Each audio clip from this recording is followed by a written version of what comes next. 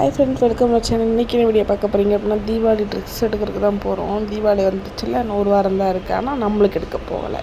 ஏன் அப்படின்னு, நம்மளுக்கு இன்னும் 4 நாள் ஆகும் எடுக்கிறதுக்கு.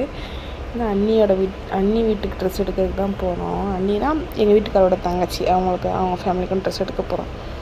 அவங்களுக்கு கிளம்பியாச்சு. நாங்கள் எங்கே போய் ட்ரெஸ் எடுக்க போகிறோம் அப்படின்னா 110, அதாவது பூ மார்க்கெட்டில் இருக்க அந்த 110 இது கோவைப்புதூரில் புதுசாக பிரான்ச் அங்கே ஓப்பன் பண்ணியிருக்காங்க. கோவைப்புதூரில் சூனா மில்க் ஆப்போசிட்டில் பெருசு, சரியான பெருசு. எல்லாமே இருந்துச்சு. சேரீ தவிர டாப்பு, லெகின்ஸ், பேண்ட்டு, கிளிப்பு எல்லாமே. நீ வீடியோ பார்த்தாவே உங்களுக்கு தெரியும் எவ்வளோ பெருசு அப்படின்னு. உள்ளே போனோன்னா ஒரு ட்ராலியை கையில் கொடுத்துட்டாங்க. அதனால் நம்மளுக்கு பிடிச்சதெல்லாம் எடுத்து உள்ளே போட வேண்டியது. எல்லாமே கம்மி தான். பூ மார்க்கெட்டில் எப்படியோ அதே மாதிரி தான் இங்கேயும்.